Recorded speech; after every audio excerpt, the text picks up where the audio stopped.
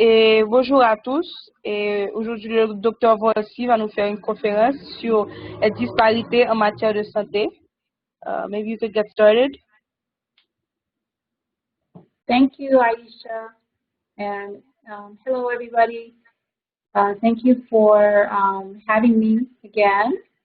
And I wanted to share with you this talk that I put together called Identifying and Reducing Health Disparities to Improve Health Equity.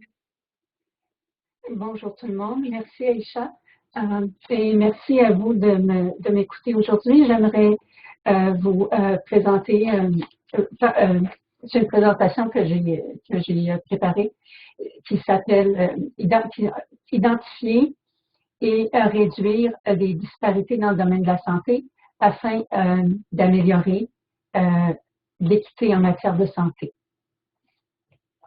Okay, I actually was invited to give a talk at a conference that was supposed to be held in Charlotte, North Carolina on multicultural medicine. They asked me to choose a topic, and I chose this topic.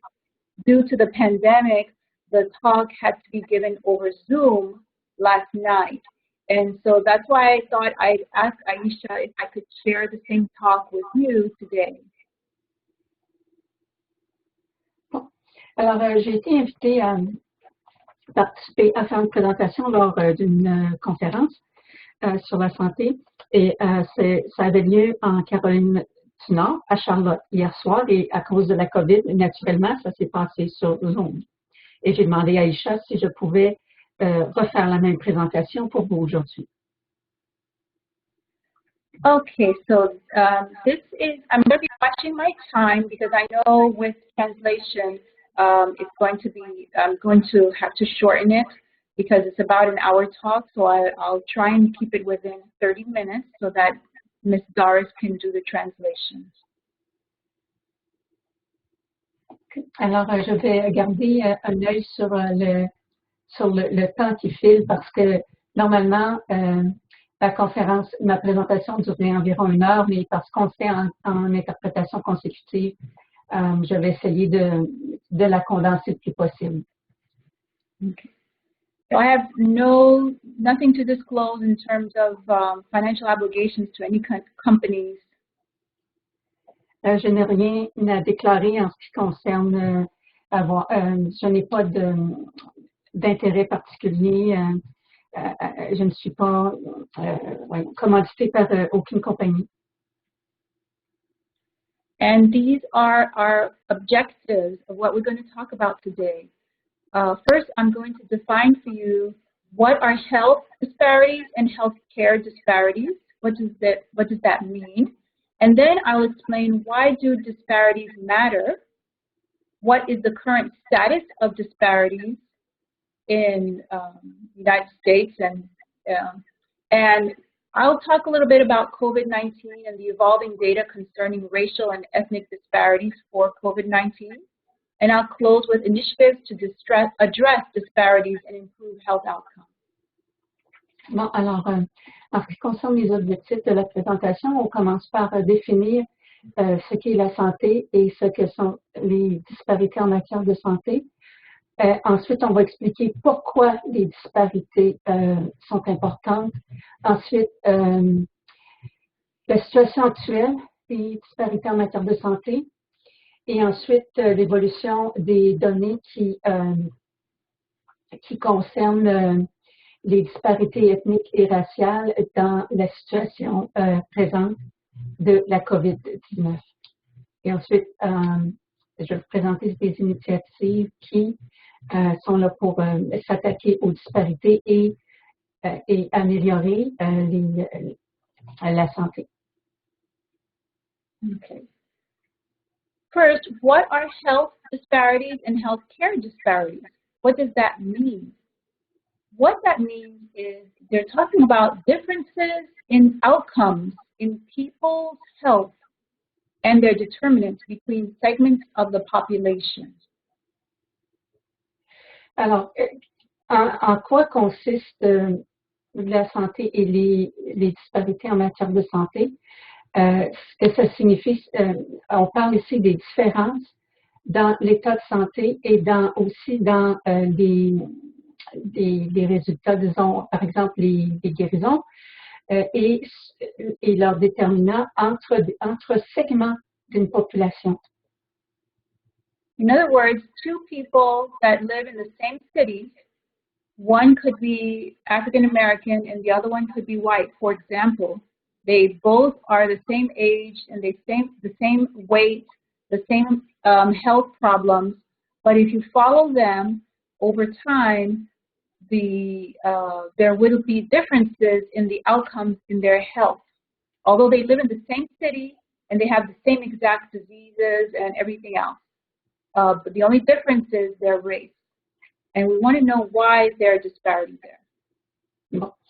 Alors, pour illustrer ce que ça veut dire, les disparités dans le domaine de la santé, on peut prendre par exemple deux personnes qui habitent dans la même ville, ils ont le même âge, le même poids et le même état de santé, les mêmes problèmes de santé, mais une personne est noire et l'autre personne est blanche. Et on va observer sur une période de temps, on va remarquer que leur santé n'évolue pas de la même manière. C'est-à-dire que la personne noire ne va pas être en aussi bonne santé. Et on veut savoir pourquoi. Mm-hmm. And to talk about that, we want to talk about social determinants of health. That is a key factor in this. That is the difference.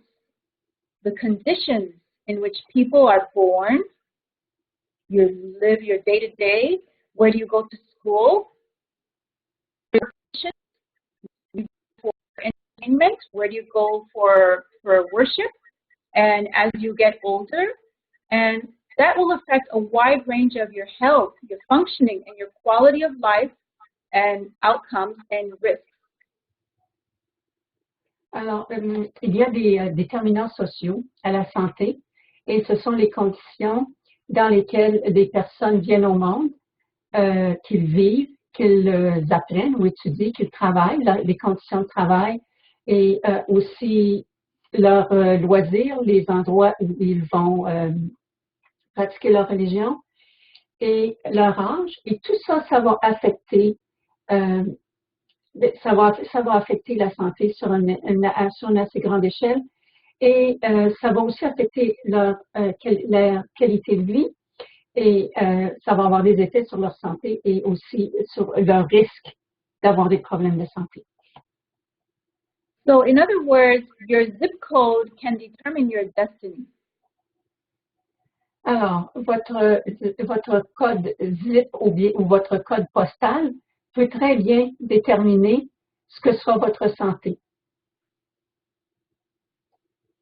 This is a graphic that you can plug in your zip code in the United States. And it's put together by the Robert Wood Johnson Foundation and the Virginia Commonwealth University. And this shows you what is your life expectancy if you live in a certain part of town. So you can plug it in for any city in America, and they will tell you what your life expectancy is, depending on what part of town you live in. So this is the graphic for the city of Atlanta, where I live. And the city, if you look in the south side, there's the life expectancy in the south side, which is a poorer neighborhood, mostly African American, is 71 years. If you look on the top, Buckhead, majority white, upper class, there are $1 million condos there, multi-million-dollar houses, movie stars, actors have houses there. 84 years old, those people live. The governor has a mansion there, for example. So there's a 13-year difference in age just in a few miles within the same city, because one side is rich overwhelmingly and the other side is poor. Donc ici, ce qu'on voit sur la diapositive, c'est une application dans lequel on peut tout simplement écrire notre code de zip ou code postal et pour n'importe quelle ville aux États-Unis, vous pouvez voir, ça va vous donner l'espérance de vie selon le quartier. Ici, c'est une carte de la ville d'Atlanta. Et puis, on voit que au sud, où je crois que ça s'appelle Bankhead, et l'espérance de vie de 71 ans. Et c'est un milieu pauvre et peuplé principalement par des Africains, une population noire africaine-américaine, alors que à quelques milles de là seulement, à Buckhead, il y a c'est un endroit où ce sont des personnes riches de race blanche. Il y a des condos d'1 million de dollars et il y a des résidences de quelques millions de dollars. Il y a des célébrités qui habitent là. Le gouverneur de l'État, il y a une résidence assez cossue. Et les gens qui habitent là vivent jusqu'à 84 ans. Alors, il y a une différence de 13 ans d'espérance de vie en seulement quelques milles. Et la seule explication qu'il y a, c'est la race et la pauvreté.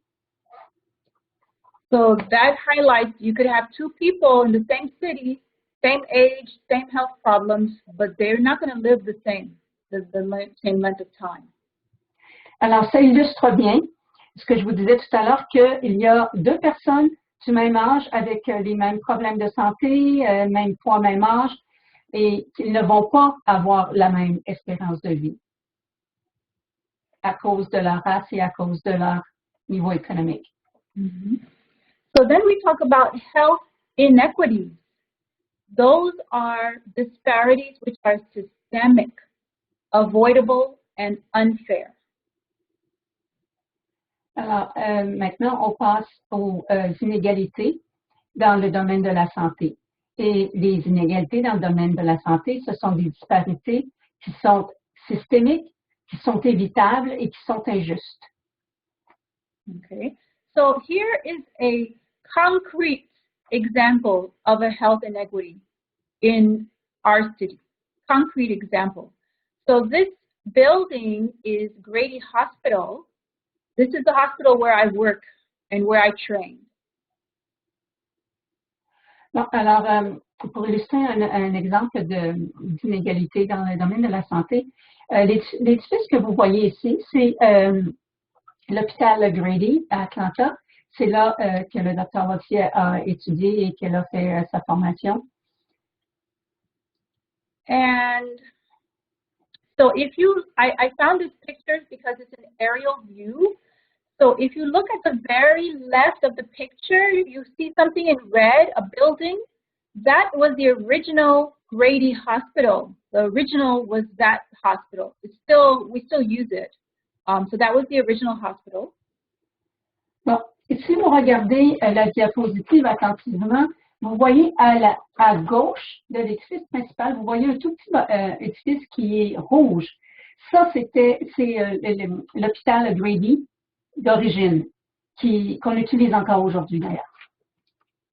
So that hospital was called the Grady Hospital. It was opened in 1892, and when it first opened, the patients were divided by sex and by race.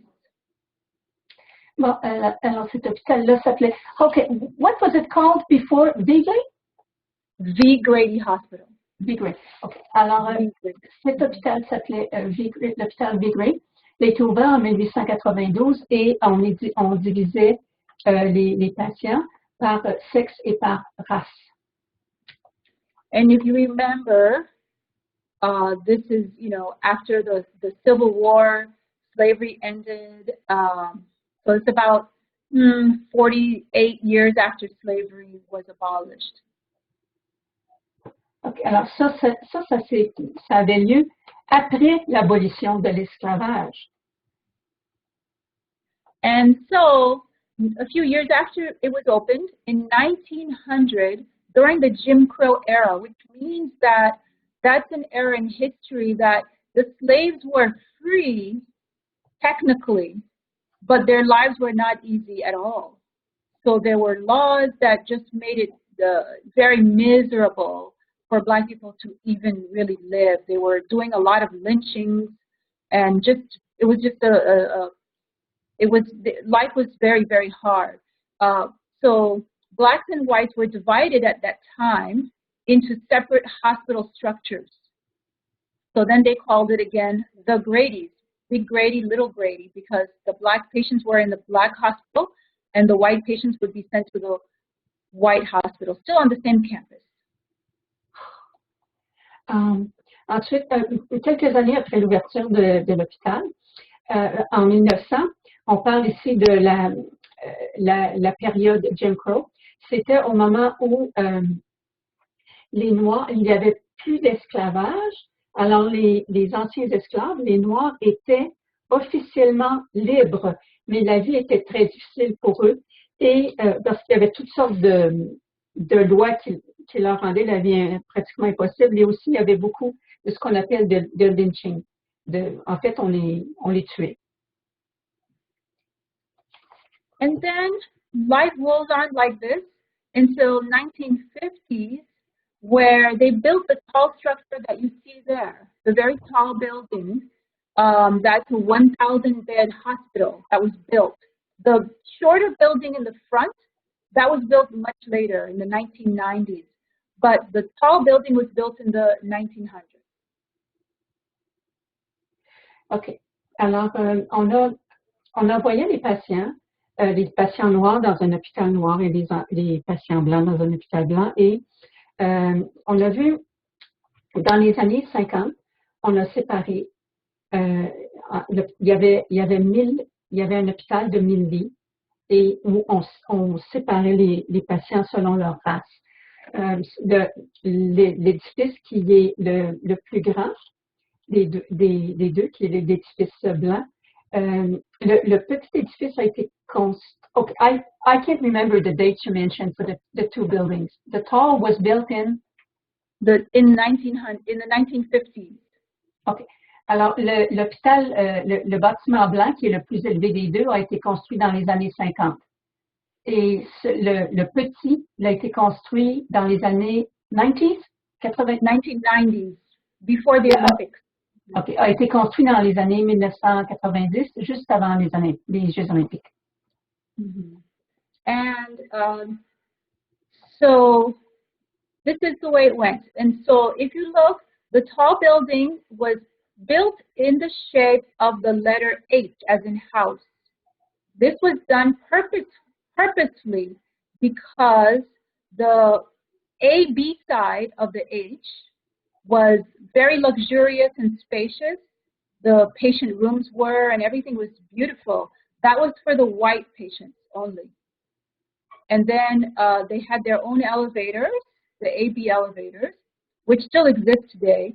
And then there's a very long hallway that's a division between the two sides of the H with two sets of stairs, one for the Black patients, one for the white patients, and then on the opposite side, so that the two races do not mix, they have the CD side, which is the smaller, crampier, not luxurious at all, patient rooms. That was for the Black patients. Alors, si vous regardez encore une fois l'édifice le plus élevé des deux, il a été construit en forme de la lettre H. Et ça, comme H, comme house, comme maison. Et la raison, ça a été fait délibérément parce que la partie A et B, cette partie-là était pour les patients blancs. Ils avaient leurs propres ascenseurs et aussi c'était spacieux, c'était luxueux, c'était bien organisé. Ensuite, on voit qu'il y a un long couloir qui se dirige vers les parties C et D, où il y avait un escalier pour les Blancs, un escalier pour les Noirs, et ensuite la section pour les patients noirs, qui est beaucoup plus petit et qui est très, il n'est absolument pas luxueux, et aussi les gens sont entassés. And so this is the way it went until the 1960s, when the civil rights era came. and then you have locals from the city that decided to do peaceful, nonviolent marches to decide to change the way life is because it was too intolerable. The disparities throughout life were not good. So this is a picture that I pass by every day because it's down the street from the hospital. And this is one of the civil rights leaders, John Lewis, who along with Martin Luther King Jr. and others did peaceful nonviolent marches until the laws were changed. So this was a way to reduce the health disparities. Only after people like him actually stood up, and again, he came from this neighborhood, that he did it in a classy way. They didn't burn anything. They didn't riot. They just had peaceful nonviolence and they effected change. Alors ici, on voit, c'est une image, je passe devant tous les jours, et puis c'est une photo de John Lewis. La situation que je vous ai décrite tout à l'heure avec l'hôpital en forme de H, une section pour les Blancs, une section pour les Noirs, et ça a continué pendant des années, jusqu'aux années 60, où il y a des citoyens qui ont décidé de faire des marches pour non violentes pour protester contre ces injustices-là. Et un d'eux était John Lewis. Et à force de continuer à faire leur marche pour protester d'une manière non violente, ils ont réussi à apporter des changements. Mm-hmm. And so the patients will tell you, when I was a resident, this is going back to, let's say, 1997, I was a resident, I was seeing a patient who was a lifelong resident of Atlanta. And I went in to talk to him, and I said, hello, sir, I'm Dr. Volsi. I'm here to take care of you today. And how are you doing and everything? And he said, I'm fine. And then I start talking to him, and then he said, and then he burst into tears. He starts crying. This is a black patient in his 80s. And remember, it's 1997. So he lived through a lot of the Jim Crow and everything. He lived through all of that. And he starts crying. And I said, sir, what is wrong? What's going on? And he said, I can't believe I'm sitting here and you're a black doctor. I never saw a black doctor before. And I can't believe that they allowed me to walk in through the front door of the hospital. And I said, sir, what are you talking about? Of course you can walk into the front door of the hospital. He said, no. When I was young, I wasn't allowed to even come to the White Hospital, number one. And then when they finally allowed us to come here, they didn't let us come in through the front door. The black people had to only come in through the back door, the service entrance.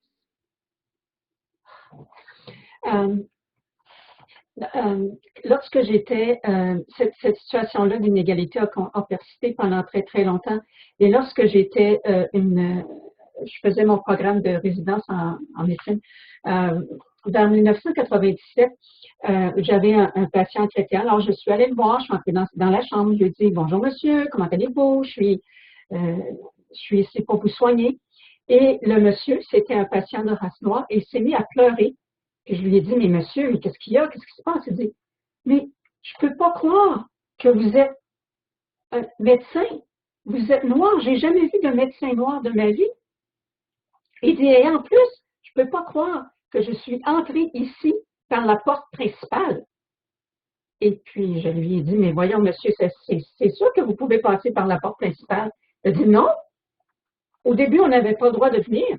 Et ensuite, quand on a eu le droit de venir à l'hôpital, les patients noirs devaient passer par la porte de service à l'arrière de l'édifice.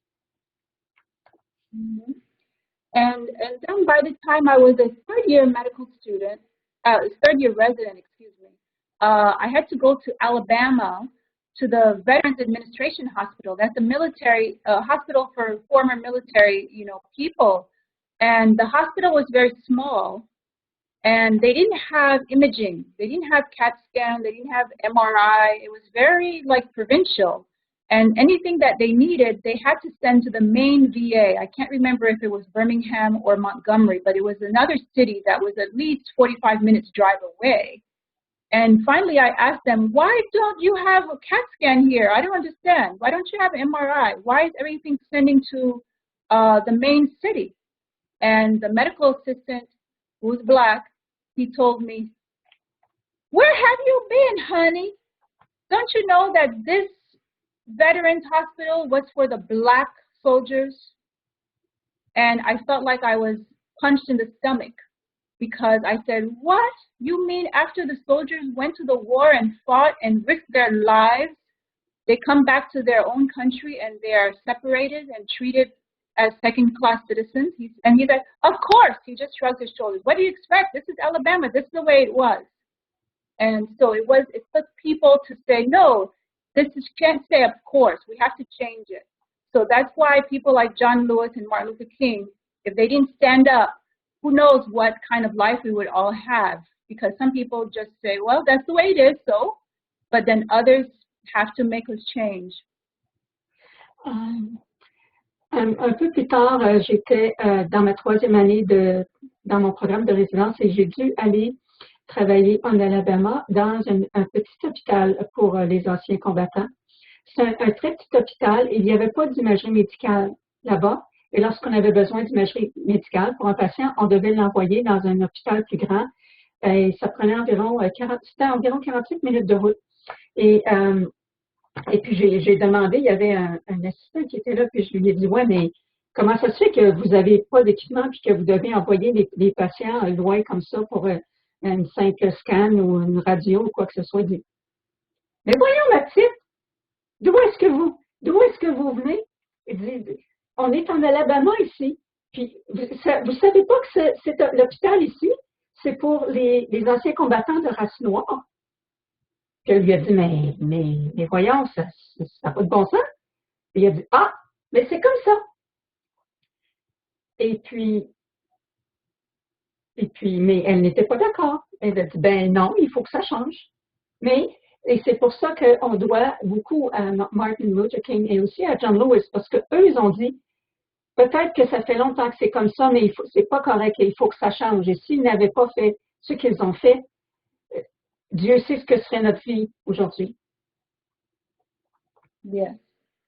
So, okay, so then going on, and this is an interesting gentleman. This is a picture of Dr. Raj Shetty.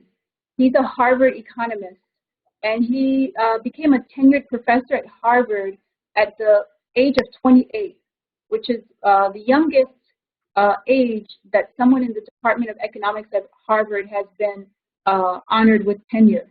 So he's a very interesting person. And he studies economics and its association with social determinants of health. So he mixes economics with social inequities and how to improve it. So he has mentioned that segregation of housing and education gives worse outcomes for all races. All races lose when segregation exists. Bon, alors, ici, on voit une photo du Dr. Raj Shetty, qui est un économiste à Harvard. C'est un homme très brillant. Et puis, c'est un économiste, mais il s'intéresse aussi aux déterminants sociaux de la santé et aussi aux inégalités. Et une des choses qu'il a mentionné, c'est que lorsqu'on fait de la ségrégation, par exemple, dans le logement et peu importe, toutes les races sont perdantes. Mm-hmm. And here's the next thing I was about is what is the current status of disparities? So this is a picture of water from the city of Detroit in Michigan, up north, and water from the city of Flint. As you can see, the Detroit water is nice and clean. The Flint water is not so clean. Bon, alors, une illustration ici des disparités qui ont cours en ce moment. On voit deux bouteilles d'eau du Michigan. Celle de droite, où l'eau est claire, c'est l'eau de Détroit. Et l'autre bouteille, qui est pas très propre, c'est l'eau de la ville de Flint, le même État. So you may not have heard, it did make some news stories. Back in 2014, the city of Flint decided to change its water source from the city of Detroit, where it was getting it. It changed its water source from Detroit Water and Sewage Department, which was sourced from the lakes Huron and the Detroit River, to a different river, the Flint River. But the officials there failed to apply corrosion inhibitors to the water. Alors, vous en avez peut-être pas entendu parler, mais en 2014, la ville de Flint a décidé de changer de source d'approvisionnement en eau potable. Avant, ils la prenaient à Détroit et c'est l'eau qui vient du lac Huron. Mais quand la ville de Flint a changé, ils ont décidé de s'approvisionner à même la rivière Flint. Mais les officiels qui ont pris la décision n'ont pas pensé de voir au corrosif et des choses comme ça qui sont dans l'eau. As a result, lead from very old pipes that was probably put in there like in the 1800s started leaching from the pipes that were too old and they didn't put the inhibitors to prevent it into the water, causing extremely elevated levels of lead. And over 100,000 residents were drinking this water with the elevated lead levels. Bon, alors, il y avait des très vieux tuyaux de plomb et l'eau passait par ces vieux tuyaux-là. Et le plomb s'est mis à s'enlever, partir des tuyaux puis se mélanger à l'eau. Et il y avait à ce moment-là 100 000 personnes qui buvaient de l'eau contaminée au plomb. Of course, these people were poor and mostly black. Naturellement, ces personnes-là, c'était des personnes pauvres, et vous l'avez deviné, des personnes noires. Despite studies from Virginia Tech, which proved that the water was contaminated, the city officials refused to accept that, and they were trying to tell the people that lived there, but no, the water is fine, look, it's fine. And one resident actually came to the city council meeting with some tap water from her kitchen to show them that the water smells, the water does not look clean, and it doesn't taste good. And he said, I'm telling you the water is good. Here, I'll drink it. And he made a big show that he drank the water. But it turns out 6,000 to 12,000 children were exposed to very toxic levels of lead, which can cause permanent brain damage and lead to IQ problems, low IQs. 600 women had miscarriages, and 12 people died from Legionnaires' disease because it started having bacterial contamination. Alors, un jour, il y a une résidente de la ville de Flint qui s'est présentée au conseil municipal avec de l'eau du robinet de sa maison. Et elle leur a dit, écoutez, l'eau est sale, l'eau sent mauvais, l'eau goûte mauvais. Bien, en dépit du fait qu'il y avait des études qui prouvaient sans aucun doute que l'eau était contaminée, les officiels de la ville ont refusé de l'admettre. Et il y en a même un qui a fait qui a dit qu'il a bu cette eau-là que la résidente avait apportée pour essayer de montrer que l'eau était correcte. Et puis les officiels ont continué à dire aux résidents, l'eau est bonne, l'eau est correcte, il n'y a pas de problème. Cependant, il y a eu beaucoup d'enfants qui ont souffert de problèmes, qui buvaient cette eau-là, qui ont eu des dommages au cerveau.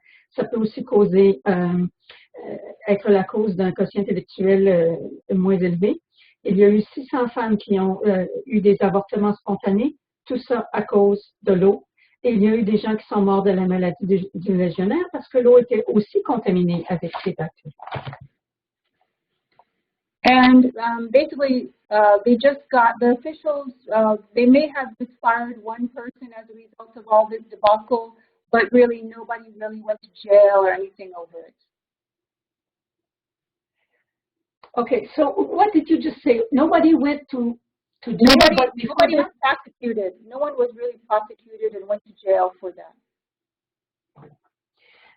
Eh bien, en dépit de tous ces problèmes-là que les gens, dont la population a souffert à cause de cette eau contaminée, il n'y a personne parmi les officiers de la ville qui ont été poursuivis ou qui ont été emprisonnés pour ce crime-là. Yeah. And so current status, I'll just speak briefly on the next few slides because of time. There is some good news. There are more people that have insurance. So the number of people without insurance is decreasing. Il y a quand même de bonnes nouvelles malgré tout. On se rend compte qu'il y a de plus en plus de gens ont une assurance pour les soins de santé. Alors, le pourcentage, la proportion de patients qui ne sont pas assurés est en décroissance. And African Americans are living longer, mostly those over 85 are living longer. But the younger population is actually living with or dying of many conditions that we typically see in white Americans at an older age.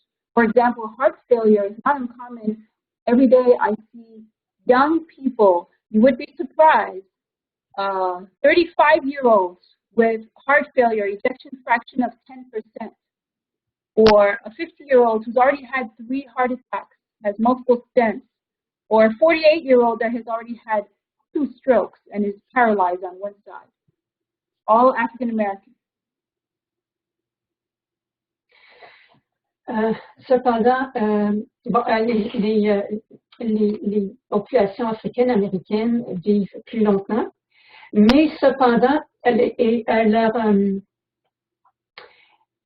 taux de décès a été baissé de 17% sur une période de 17 ans, mais plus particulièrement pour les personnes qui sont âgées de plus de 65 ans. Cependant, il y a des Africains-Américains plus jeunes que ça qui vivent et qui meurent de maladies qui sont typiquement, qu'on retrouve typiquement chez des personnes plus âgées, c'est-à-dire chez des personnes plus âgées de race blanche. Par exemple, l'insuffisance cardiaque.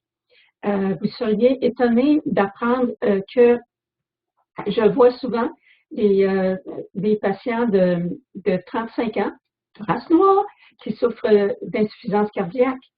Et une personne de 45 ans qui a eu 2 AVC et qui est paralysée, une personne de 50 ans qui a eu beaucoup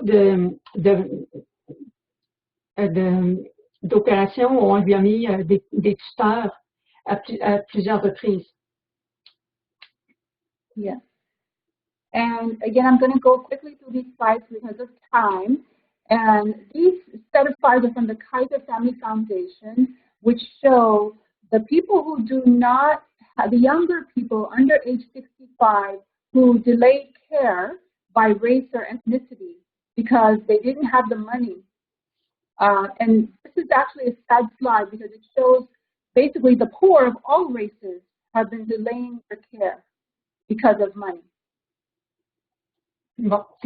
Il y a des adultes qui ne sont pas nécessairement âgés, qui n'ont pas reçu de soins de santé ou qui les ont reçus en retard par rapport aux besoins de soins qu'ils avaient au cours de la dernière année parce qu'ils étaient pauvres. Ils n'avaient pas l'argent pour les soins. Et ça, c'est peu importe la race des personnes, lorsqu'ils n'ont pas l'argent, pas de soins ou des soins beaucoup trop tard.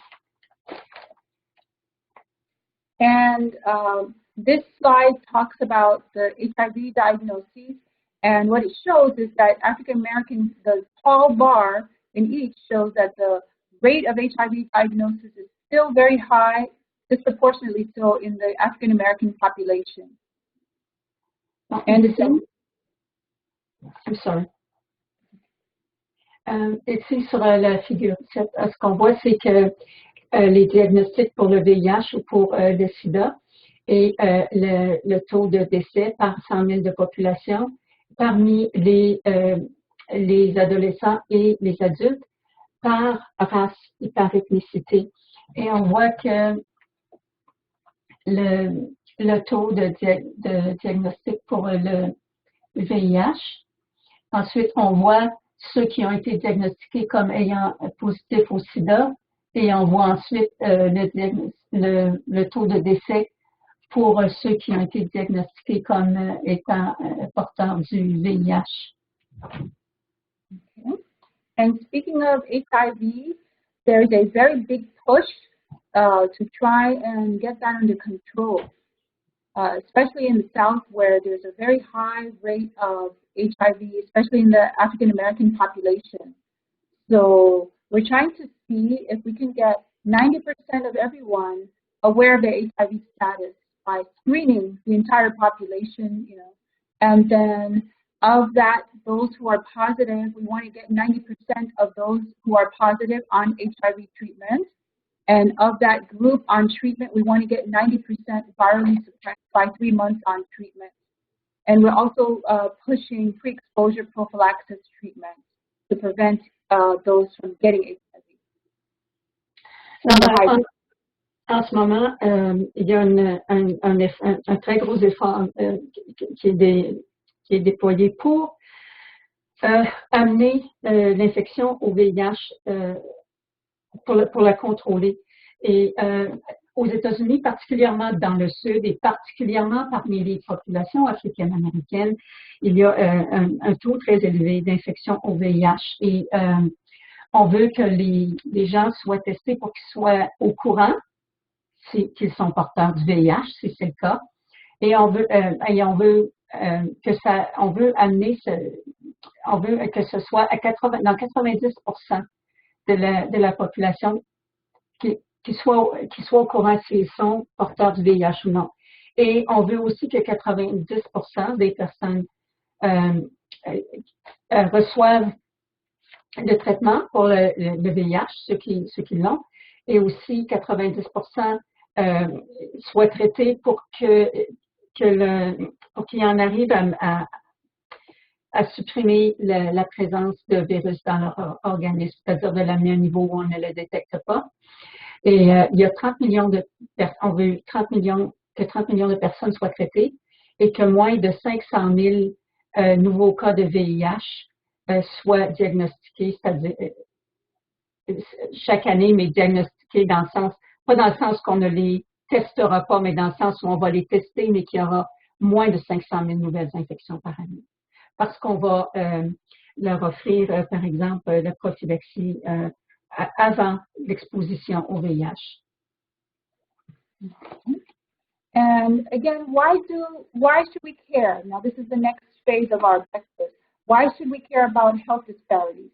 So let's say if you live in a town that, 100% white, upper middle class, why should you care if the southeast of the United States has these issues?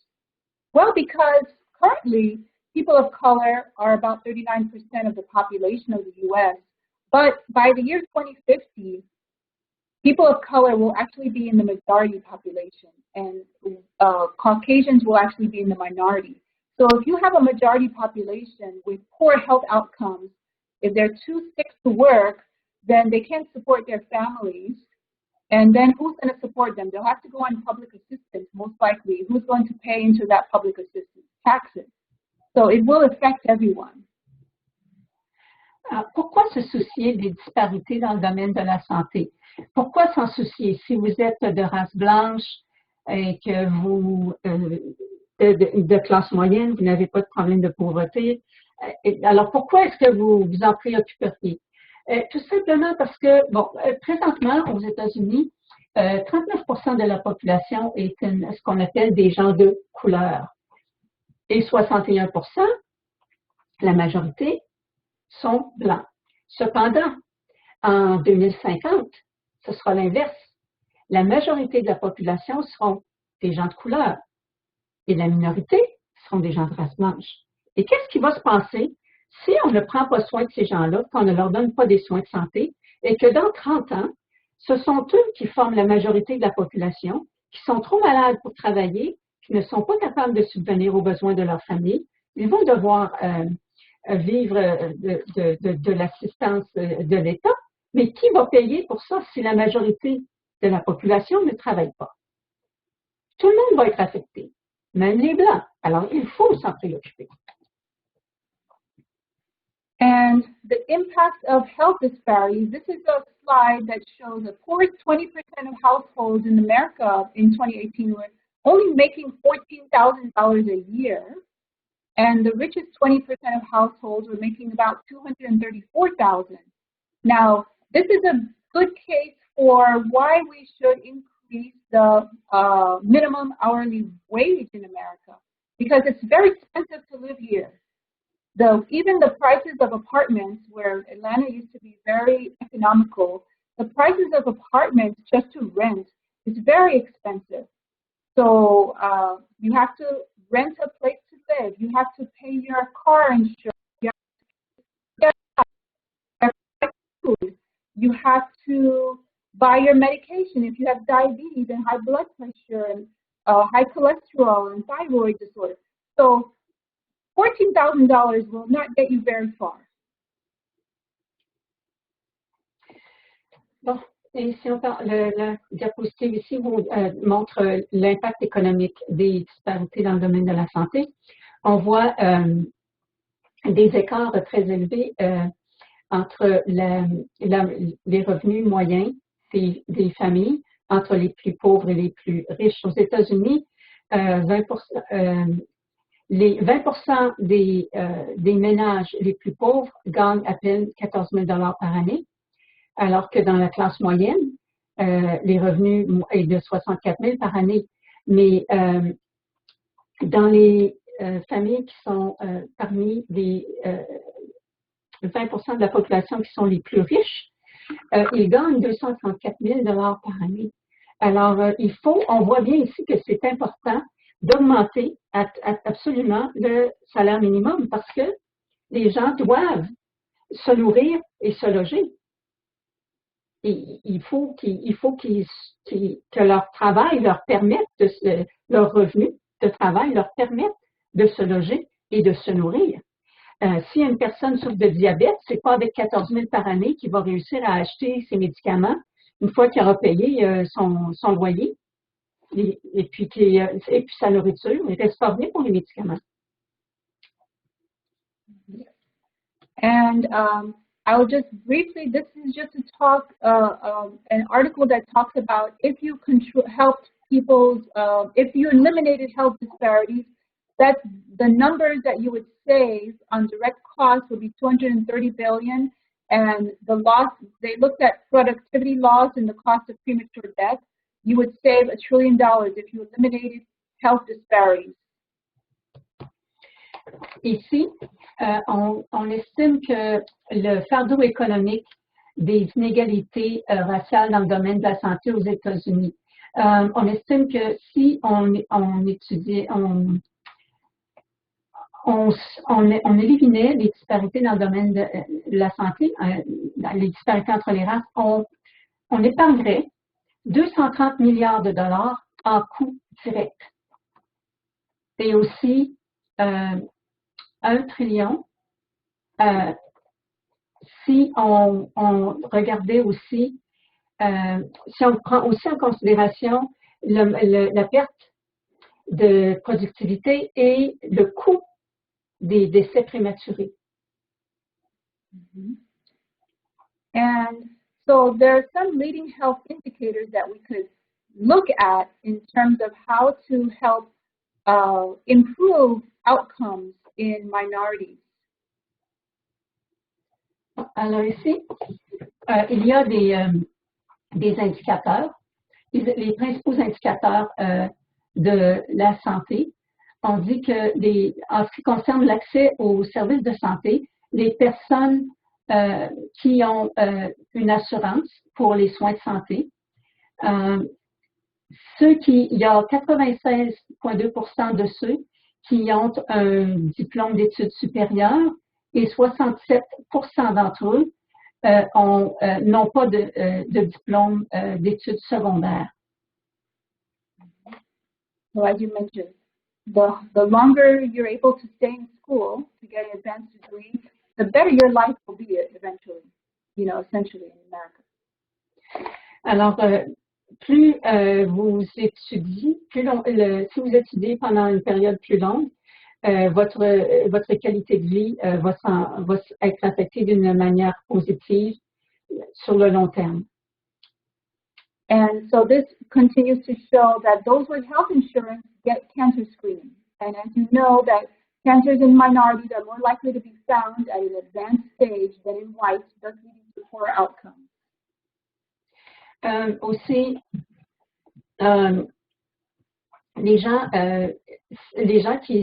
qui ont une assurance santé privée, 64,3% d'entre eux vont avoir, on va vérifier voir s'ils souffrent d'un cancer et puis on va faire un test de dépistage de cancer. Mais ceux qui sont assurés par la santé publique vont avoir accès à un dépistage de cancer dans 61,6% des cas et la population qui n'a pas d'assurance pour les soins de santé vont pouvoir avoir un dépistage dans seulement 29,7% des cas et lorsqu'ils finissent par avoir le dépistage, les cancers sont très avancés. And this also shows the environmental quality. We talked about environment with the water problem in Flint. This one is with smokers in the house. So this basically shows the poorer the family, the more likely the adults will smoke cigarettes around small children ages 3 to 11. So the lower the family income, the more likely the child will have been exposed to secondhand smoke. And we know that poorer children are more likely to have asthma. Bon.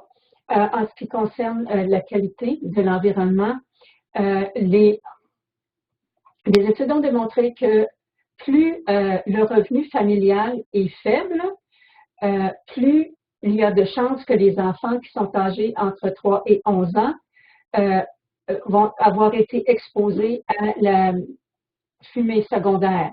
C'est-à-dire que plus les ménages sont pauvres, plus il y a de fumeurs et plus les enfants sont exposés à la fumée secondaire. Et on sait que les enfants pauvres sont plus à risque de souffrir d'asthme. And this also shows, as I told you before, the elderly people are living longer, but the ones aged below 65 are not, and they're getting sicker. So this shows the 10 leading causes of death in the U.S. From ages 1 to 34. Number 1 is unintentional injuries. Number 2, sadly, is suicide. On voit ici les 10 causes principales de décès aux États-Unis entre l'âge de 1 an et l'âge de 34 ans. On a dit un peu plus tôt que les personnes de race noire qui sont âgées de plus de 65 ans vivent maintenant plus longtemps, mais on sait que les personnes qui ont moins de 65 ans, eux sont plus malades et une des causes, la principale cause de décès, ce sont des blessures non intentionnelles, mais malheureusement, la deuxième cause la plus importante, c'est le suicide. And as you can see, the heart disease, as I've told you that we've been seeing in the younger population, is on that list, as is stroke. As I've told you, we've seen young people with both. Vous pouvez voir aussi que les maladies cardiaques et les AVC sont aussi sur cette liste, chez des personnes de moins de 65 ans, comme je vous l'ai dit tout à l'heure. And maternal and child health is also a big issue, infant mortality under 1 year of age, and which is pretty embarrassing. You see that the United States has this level of infant mortality. Terrible. And it's a very high number in the Black population. And it doesn't even account for, even if you correct for Black women that are of higher socioeconomic status, of higher education, they still do worse than the white population. En ce qui concerne la santé maternelle et la santé des enfants, il y a 10.9. Is it 10.9% or 10.9 deaths? 10.9 per 1,000 live births. OK. Alors, il y a 10.9 décès d'enfants par 1000 naissances vivantes. Et ça, ce sont pour les enfants de race noire. On ne compte pas les hispaniques dans ça. Et même si on ajuste et qu'on compte les mères noires qui sont instruites, qui ont des diplômes, qui ont un bon niveau de vie, elles et leurs enfants ont quand même une moins bonne santé, une moins bonne espérance de vie. Et c'est honteux. Yeah. And just a few words about COVID-19, because we're all in the middle of the pandemic still, and I know it's rising in Haiti. And I'm not going to spend too much time on some studies. We know that so far that it's higher in African Americans.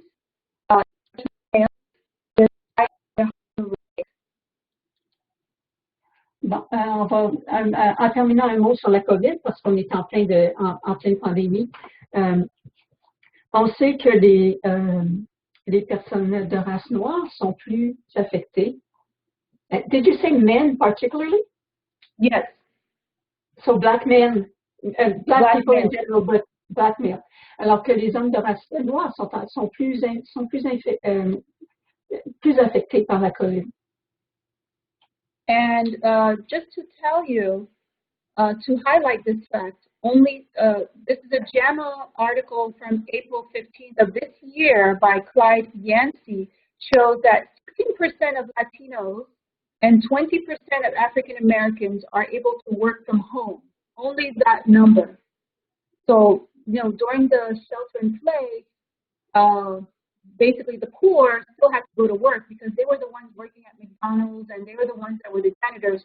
So only 16% actually did not have to go out and get exposed. And so that could be part of the reason why we're seeing more in minority populations. One reason.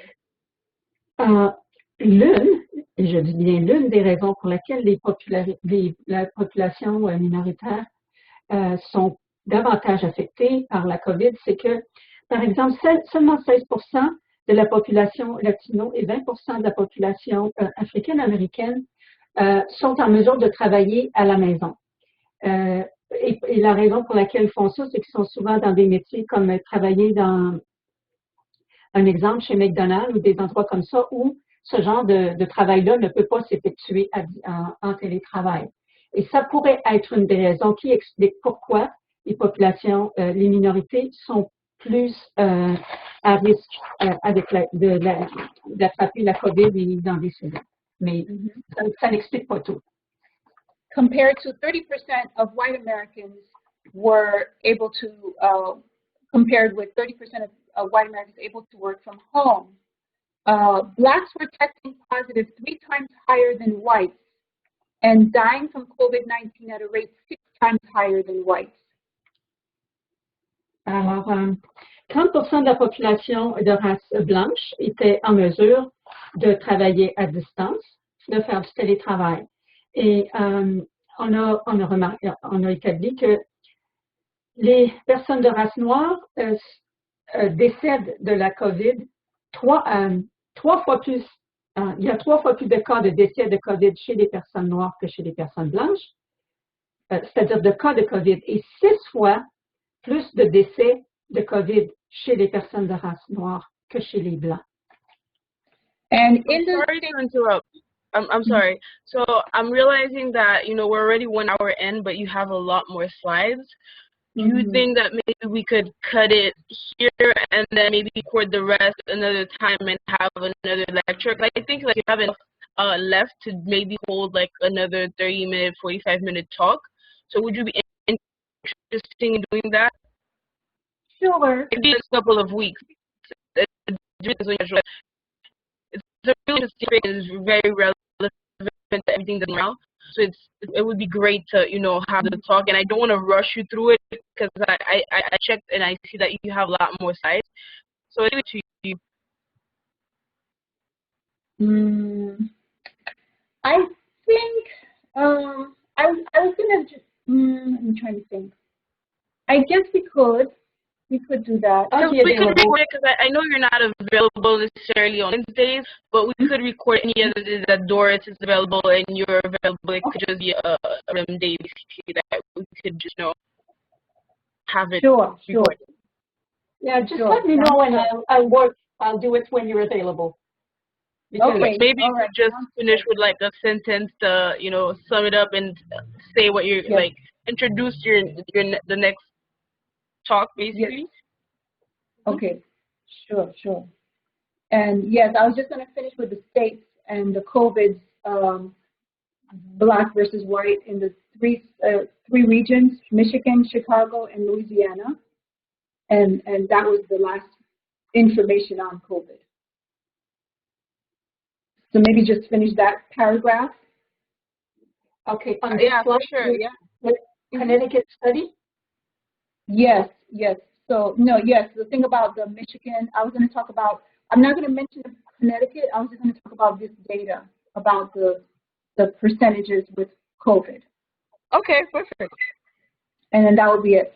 So what I was going to say is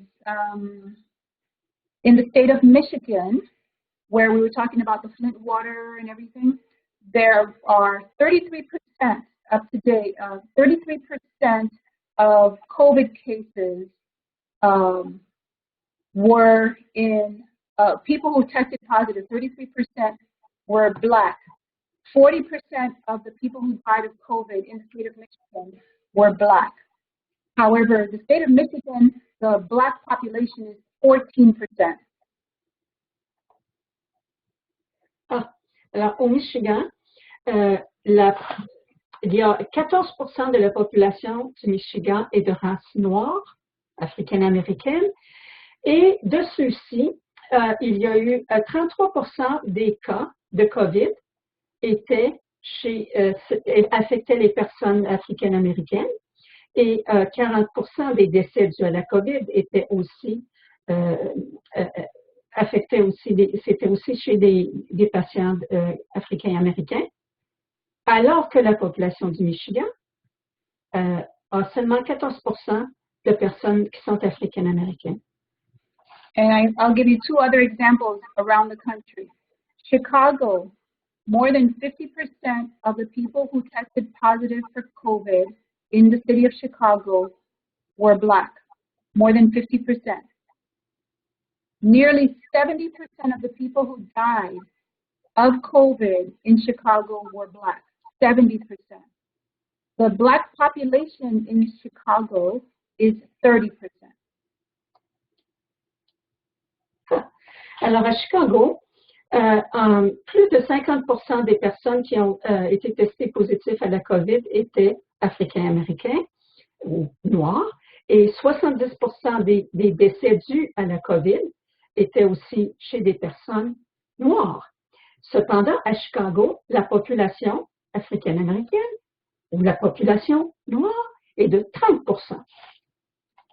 And the last one, Louisiana, where New Orleans is, that state, 70.5% of the deaths from COVID were in black patients. 70.5, 70. But blacks in the state are only 32.3% of the state population. Alors, en Louisiane, 70,5% des décès attribués à la COVID, c'était chez des patients noirs. Cependant, la population noire de la Louisiane est de 32,3% de la population. And I think this is a good point to stop, because the next thing will be, what can we do to reduce health disparities, and how can we fix these things, so that we can have a talk just for that. That'll be a short talk.